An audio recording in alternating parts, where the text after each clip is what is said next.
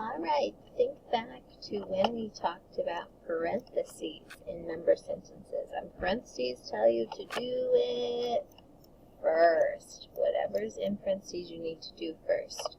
So taking a look, if you have a number sentence like this, stick your parentheses in, give it a try. If it works, great. If not, erase and try again. So I always start with the first two numbers. And remember, when you do that parentheses, put your little answer up on top. Then you can do what's next. 95 times 90. 0 here. 9 times 5 is 45. 9 times 9 is 81. Plus 4 is 85. Shucks, not what I want. So I'm going to have to try it in a different spot. So I'll slide my parentheses over here. I can cover up my zeros. 8 times 9 is 72, and then put my zeros back on. 15 plus 7,200. Aha! That's what I need. So again, I'm going to start in my first place. 14 minus 6 is 8. Then 8 times 800. I'll cover up my zeros. It equals 64. 2 zeros on, 2 zeros on. Yay, I'm done. I'm going to start here. As I look at that, though, that looks a little bit like more work than what I want to do. So maybe you would notice that, let's try this first, because it might be a little bit easier on me to try this. That way, if it works, I save myself some extra time. 60 times 80, I can cover up my zeros. 6 times 8 is 48. Put my zeros back on. Aha, I was right. It was correct. So here are 4 examples for you to try now.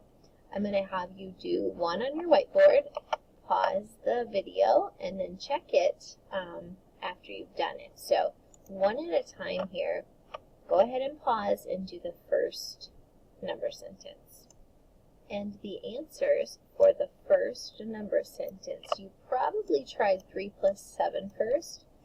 Got 10. 10 times 4 is 40, so that was not correct. Then hopefully you turned your parentheses over to 7 times 4, which is 28. 3 plus 28 is 31. There you go on the first one. Pause the video and do the second number sentence. The second number sentence should be 3 plus 7 equals 10, and 10 times 4 equals 40. You probably noticed that this whole side was the same, but depending on where you put the parentheses, showed what it should equal. So let's go ahead and try the next two. Taking a look, they are the same again, but they equal something different. So you can go ahead and do both of these at the same time, this time on your whiteboard. Pause the video and correct it when you're done.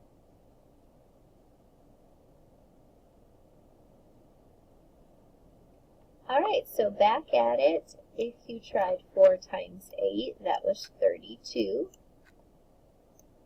Then you may notice, there's another multiplication sign over here. And really, if you think about, please excuse my dear Aunt Sue. Remember these orders of operations. Parentheses are first, then exponents. Multiplication comes next. So if you're following my dear Aunt Sue, you have to do multiplication next. Sometimes we forget that, so we like to put in an extra set of parentheses.